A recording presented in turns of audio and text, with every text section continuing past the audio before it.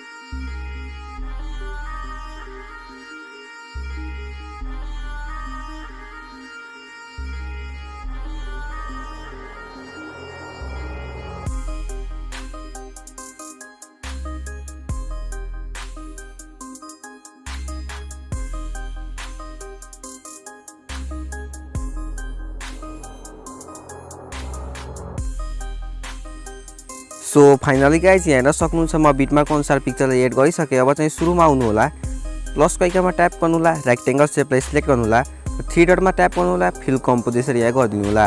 यति गरिसकेपछि हेर्न सक्नुहुन्छ कलर एन्ड फिल, त्यसमा ट्याप गर्नु होला र यहाँबाट ब्ल्याक कलरलाई सिलेक्ट गर्नु होला।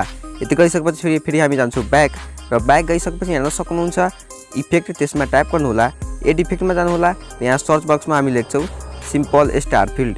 सिम्पल लेखिसकेपछि हेर्न सक्नुहुन्छ सिम्पल स्टार फिल्ड आइसकेको छ।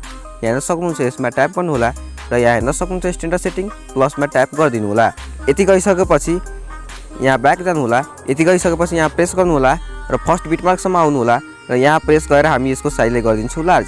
यति गरिसकेपछि फेरि इफेक्टमा जानु होला, स्टार फिलमा ट्याप गर्नु होला र यहाँ हेर्न सक्नुहुन्छ प्लसको बटन यसमा ट्याप गरिदिनु होला र यति गरिसकेपछि यहाँ हेर्न सक्नुहुन्छ जेड यसमा ट्याप गर्नु होला र जेडको पोजिसनलाई हामी इन्क्रिज गर्छौँ। हेर्न सक्नुहुन्छ म गर्दैछु, म 500 को अराउन्ड राखेँ।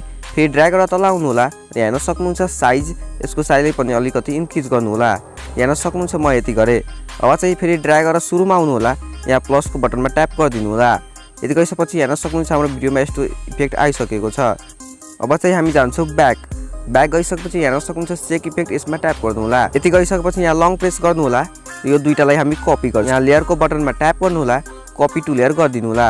यति गरिसकेपछि फेरि यहाँ हेर्न सक्नुहुन्छ अल नेपाल यसमा ट्याप गर्नु होला, इफेक्टमा जानु होला, थिएटरमा जानु होला र कपी इफेक्ट गरिदिनु होला।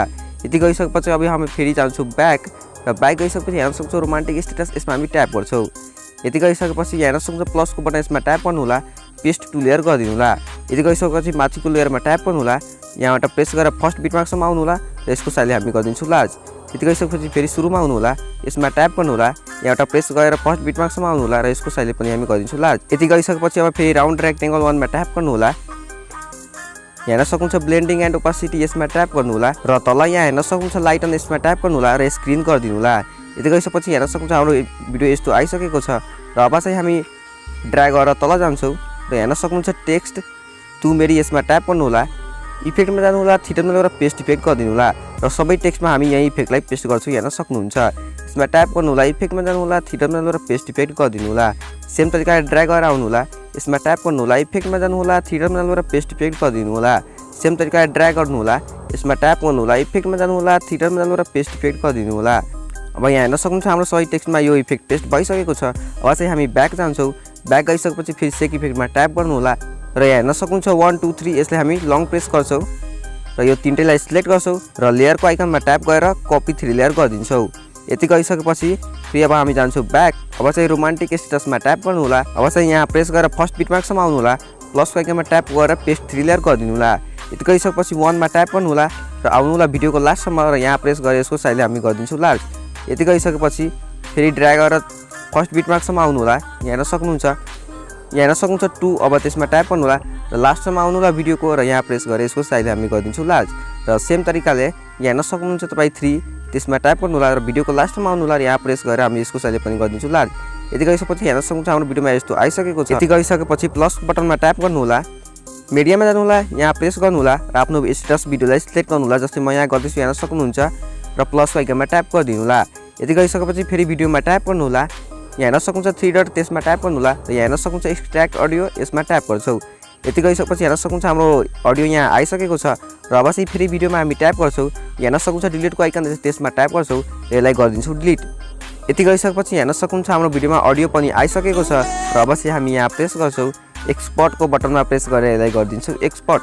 Thank you so much for watching this video र यस्तै भिडियोहरूको लागि हाम्रो यो च्यानललाई सब्सक्राइब गरेर अल नोटिफिकेसनमा ट्याप गर्न नबिर्सिनु होला।